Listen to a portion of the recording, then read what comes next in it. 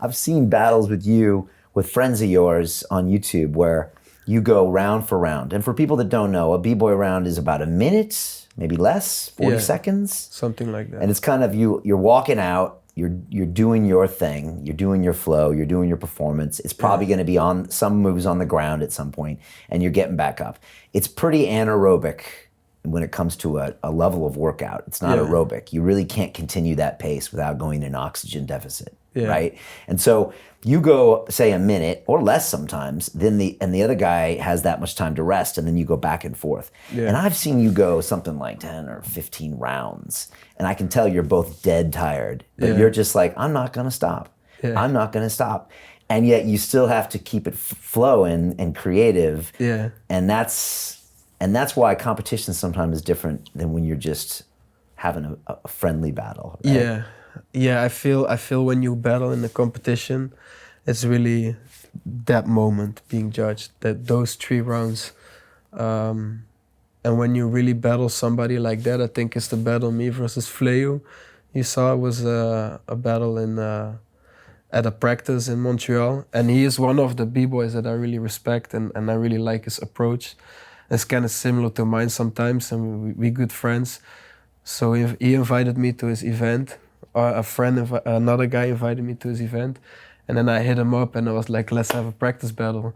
Because I really miss to have like a real conversation with another b-boy that I like, and to really like dig deep and go longer than just that momentum where it's for the crowd and for the cameras and everything. I think that's missing now sometimes. And you said conversation, but you're not speaking in this conversation. Yeah, we're basically speaking with our bodies. Like I'm showing him something, and that can remind him of another move that he still got, and he answers with that, and it's like see who got the most, and yeah. And then also see who can dig deep. Yeah, and then the most beautiful moment is when you feel you spend all your stuff, and then just magic needs to happen, you know. You need to like figure out to do stuff in the moment, and that's when really interesting stuff comes out sometimes. And we were just in the studio and you were teaching me and saying, you know, I did a few moves and I was off balance, and you're like, that's not bad. Like use that off balance moment. And I stuck a hand down and you were like, that's kind of fresh. What if you did that and then that? And you said when you get to those moments sometimes where you don't know what to do, or you called it a blackout. Yeah. You have a blackout moment where you don't know what to do next, or you're in a situation where you're like, uh-oh, if I don't do something different, I'm gonna do a repetitive move. Yeah. Then you're like, you remind yourself to just do different things, right? Yeah. Spin or slide or... Yeah, so I give myself tools.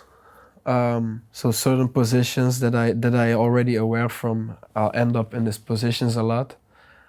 I really go deep on a simple position and like milk it like all the way, like see everything that I can possibly do with my body, with that position. So once the moment I arrive at that position, I have so many options that I don't even need to think to do something, that my body automatically takes me there. And sometimes even a spin of a simple jump can just help you to like give yourself a little reset in your movements. This conversation you had with this b-boy in Montreal, what did you learn from that conversation? I think it's what did I learn? I think it was just a really nice exchange, and we actually battled together at the same site a couple times as well. But what did I learn? I think you learn to divide your energy, and sometimes it's good to go longer, and sometimes it's good to go shorter. So this was still a friendly battle, but if this was in a cypher, because that's where the real battle happens, that's when you go to an event and the competition might be in the middle, and all around the competition's floor you have circles and people are dancing in a circle, and now it can happen that you jump in the circle and somebody wants to go at the same time. Or somebody meets you in the circle and is like, oh, this guy has a big name, I want to call him out in the cypher to battle. And then it becomes, it's not just, you don't know how many rounds you will battle. You want to make him give up, because you feel if you give up first, you kind of lose the battle because you give up. So then it started to be really strategic. And I mean by that is I could go a long round and then he would answer really short. And then I need to answer again, but I just did a long round. And that don't give me as much as recovery time for my first round. So it's really important if you have like longer battles